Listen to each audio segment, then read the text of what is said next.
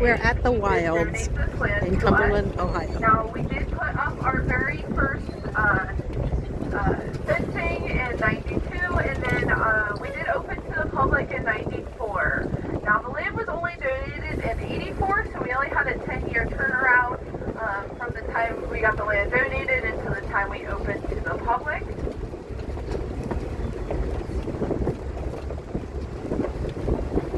Around here. Persian onagers are from Iran. They are a type of wild donkey species.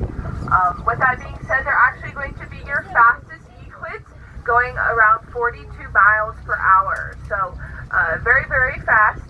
Taking a look at them, you might notice that they have some numbers on their rear ends. So most of our other animals here that you guys will see, they have ear tags in them. These guys are preeners, which means they like to kind of lick and chew on each other and clean each other. If we put ear tags in them, they would just pull them out of each other. So we needed a form of identification that was safe for them and was easy for us to help identify them. So most of them do have numbers on their rear ends for identification. Now, here at the Wilds, we were the very first location that had one born via artificial insemination. So we were able to AI one of our females here, and she did take, and we happily got a baby out of her, which was the first time that that had ever been done with this species. So we're very happy to know that that is an option. So these girls do live in a hierarchy, so you will have a top female, and then it will go all the way down to the bottom female. Normally the cleanest ones and, the less rough looking ones are normally going to be your top, while your bottom one's going to look a little rough, which I'd have to say, unfortunately, is this female right in front of us. Now, they are shedding their winter coats right now, so some of them you can still see a little bit more fuzz on than other ones, like this female in front of me has a whole bunch left. That is because they haven't really made it to her to clean her up. Unlike this female right here, she only has just a little bit left there on her belly. Thank you, girl. So you're in my house. They're absolutely beautiful. You can see them from a really far distance because they're so large. But yeah, so all the males are starting to grow their antlers in right now. But there's just a few that kind of hang out in this pasture. But yeah, we have a really, really large herd of them that we'll see later. You can see the antlers? I know, they are from Asia. Reminder, she may stick her head up here, so just do not touch her. Kind of just let her do what she wants, and she's going to show off for you, though. But taking a look at them, they kind of look like they have that coat of armor on them. That is actually just because their skin's super thick, which caused some skin folds, but ended up making them look pretty cool. They only have one horn. These girls tend to keep their horns a lot more duller than some of your other rhino species. Wow.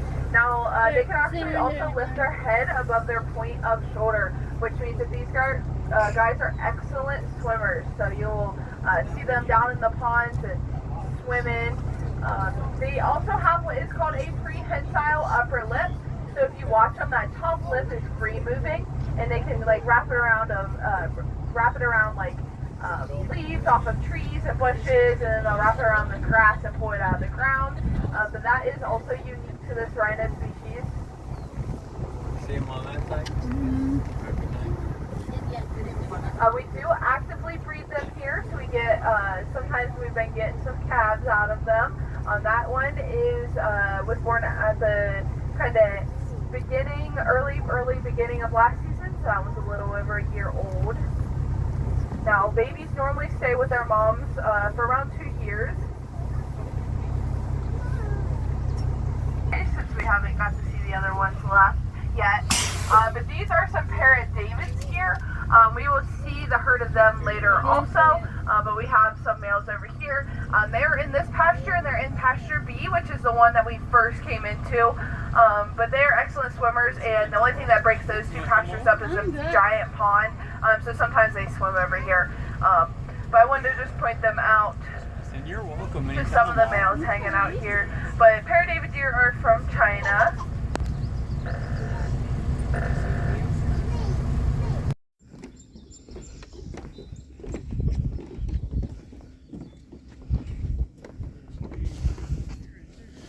already in. Mm-hmm.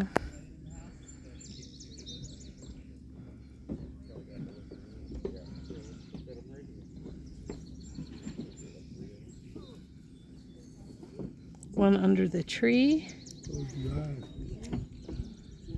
And one in the box. These are the cheetahs. Look how pretty he is laying there. Start talking, his little tail bobbed up. How you doing, buddy?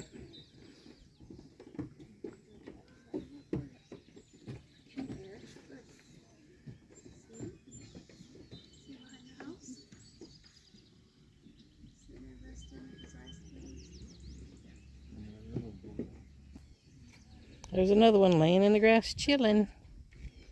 So we saw 3 cheetahs so far.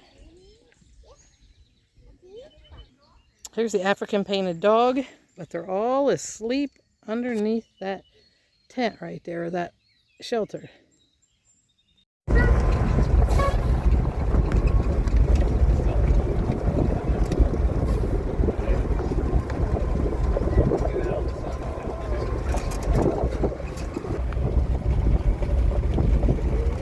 Now what makes these guys different than your domesticated horses is they actually have 2 extra chromosomes. So these girls do have 66 chromosomes. We do actively breed our herd here, so I keep saying girls, but there is a boy out here right now. It's actually this lighter colored one facing away from me. He is our male. But they love to itch on the bus, so they are very, very friendly with our bus. So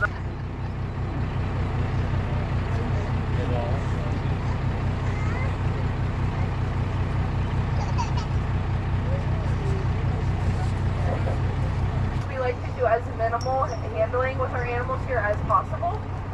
So a lot of them kind of wear down their hooves on their own with the terrain here. But of course, if at any point in time we feel like their hoof is affecting their well-being, they will be brought in to get their hoofs done. But in that case, that does require a sedation, and we want to sedate our animals here as minimal as possible.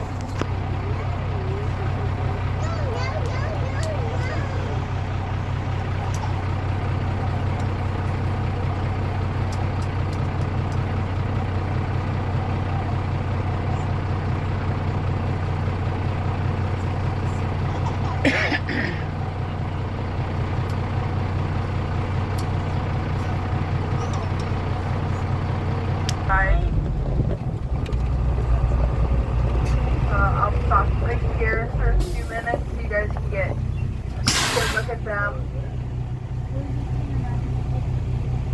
But yeah, so you can really see them up close now how heavy they look like they're breathing.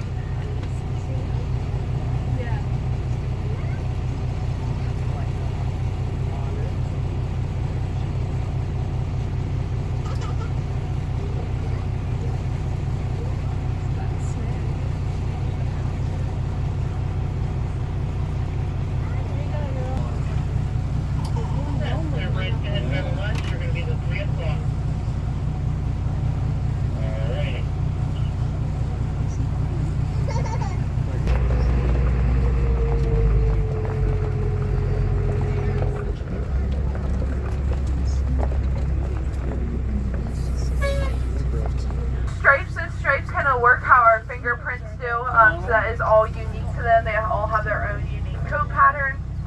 We do actively breed them here, so we have 2 younger ones out here that are a little bit above a year old. It's the one right in the middle here and the one on the far side.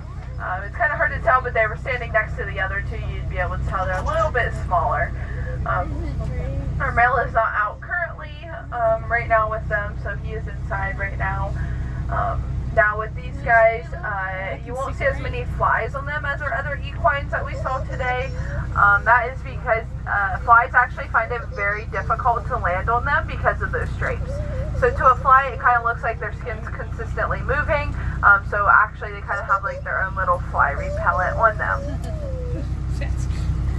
One of their babies are born, they will actually spend those first few days studying their mom's coat pattern.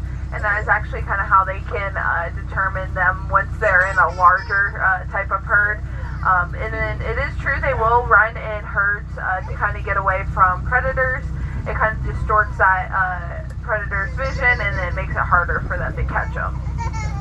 Now with these guys, you're only looking at a little under a few thousand of them left, unfortunately, due to these guys being the largest breed of zebra and also having that brown and white coat.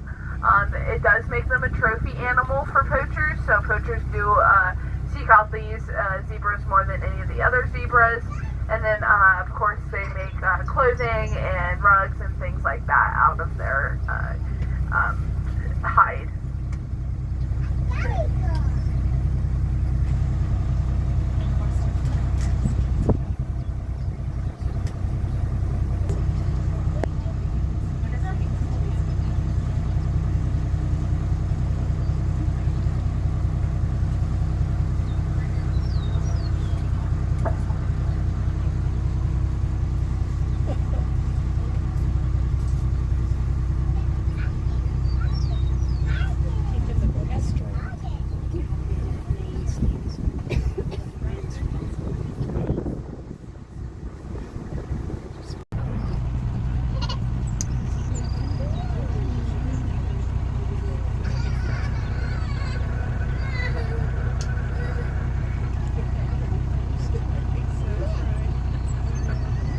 Okay, what I'll do is I'll kind of slowly move forward here.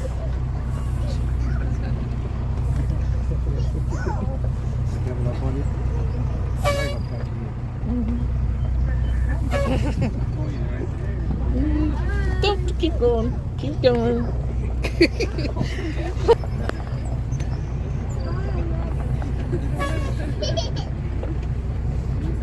That's a Maasai giraffe. And then the one laying down over to the left, he is a reticulated giraffe. So you can tell based off their coat pattern. The Maasais have smaller brown spots that kind of look like a leafier pattern, while the reticulated have very large blocky spots. So big difference in the patterns between them. Now here at the Wilds, we do only breed the Maasai giraffes. We do not breed the reticulated. Tuffy over there, he cannot breed, so he kind of just hangs out with these ladies. He is a very friendly giraffe. So he's one of our more popular known animals here. He actually has his own merch, so you can buy Tuffy merch. He's a pretty cool guy. Now on top of their head, those are not horns or antlers or anything like that. Those are called ossicones. Basically that just means it's bone protruding under the skin. So females have 3. They have 2 on top of their head and 1 on their forehead, and males have those same 3 with 2 smaller ones behind the ears, so they have 5 in total. About them all. Okay, so the steer species, we see them a bunch throughout here. These are the Bactrian deer. We saw a few of those males in one of those first fields that we were in today. The Bactrian deer are from Asia. They're going to be your largest species of deer. With the Bactrian deer, we are only one of 3 locations that breed them actively, but also they are here for research purposes. So they're going to be one of your least studied species of deer. So we don't know a whole lot about these guys. So there's not a whole lot of information to give on them. Now with our oryx, so they get that name from the way their horns look. They kind of look like scimitar swords. They are from Chad. So taking a look at them, they are white in color. That helps them regulate that body temperature, helps them stay a little bit more cool. They were one of our re-release stories, so they actually went completely extinct in the wild, and then we did build their population up here, and when we teamed up with another location, took half of each herd and sent them back out to Chad to be re-released. They were re-released with about 40 of them released, and as of right now, there's 400 plus of them out in the wild, so their population is growing again in the wild, which is part of the reason that we have most of our animals here, is in hopes to, once we build their population, is to help re-release them and then build that population out in the wild again. Now you see several rhinos over here. Now these ones are our southern white rhinos. So they look a lot different than the ones that we saw earlier. They have 2 horns rather than 1. Now those horns, they can shape to any shape or size like the ones earlier. They normally just go up to rocks and they kind of will shave their horn to however they would like. Our moms normally keep the longer and sharper horns for protection of their young. Now these guys have a big muscle right above their heads that actually doesn't allow them to lift their head above their point of shoulder. So these ones cannot swim, unlike the ones we saw earlier. And then they also have a flat, wide mouth. So everything they eat has to be at ground level, so they can't reach up and grab anything off of trees. Now here at the Wilds, we are proud to say that we do have 6 generations of southern white rhinos right here at the Wilds. And then we are also number 2 right now for breeding of southern white rhinos, with Africa being number 1. So very, very pleased with our southern white rhino population here and being able to build that. Now the northern white rhino, there's actually only one of those guys left. So the northern white rhino are considered extinct because there's no possible way for us to get any more northern white rhinos, unfortunately.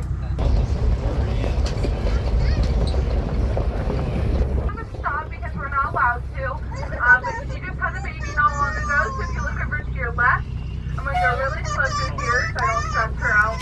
Her baby is laying right down here to the left. So I'll go slow if you guys are okay to stand. I'll just go slow. But yeah, she's off here to the left laying down. She's been like this all day, but we're just told not to stop because it might stress at the base. They mainly use those for protection against predators.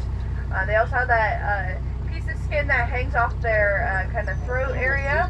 Now that is called a dewlap. They do believe that helps with thermoregulation, which means it helps kind of keep them cool, helps them regulate that body temperature. Now, fun fact with those guys is they can actually also jump 7 feet up in the air, which is quite interesting because they wouldn't look like they'd be able to do that. Now that's more of a kind of, I'm running from a predator, and if they needed to jump, they could. So we're not really worried about them jumping over anything here. But it's another Bactrian deer crossing in front right there. They're all hanging out down there in the water. They are actually a semi-aquatic deer species. So they actually have that webbing between their toes that allows them to swim very well. So this male over here in the puddle, he's actually demonstrating kind of what the males do. So they will grab that mud and all that nasty stuff, and they'll throw it up on their back. And they get their antlers all dirty. And then sometimes they'll run it through the grass, and it's called decorating their antlers. And they do that to make themselves more attractive to the females. So basically, the dirtier, the smellier they look, the more attractive the females are to them. And then once they're actually ready to mate with their female, they will actually do this burping noise. It's very interesting. But then they basically start burping at them, and then that's how he tells her that he's ready to mate. So definitely an interesting process, but it does seem to work pretty well with them. We do let them actively breed here, so we have several little fawns. Now this species is completely extinct in the wild, so you will not find Paradavid's deer out in the wild. They went extinct due to the Boxer Rebellion and the flooding in the early 1800s. When these guys were discovered, a French missionary named Father Armand David actually came across some hide and some bones and antlers, and he kind of brought them in, and then they were like, yes, this is a species we've actually have never discovered before. So of course, like anyone that discovers anything, that's where they get their name from. They are named after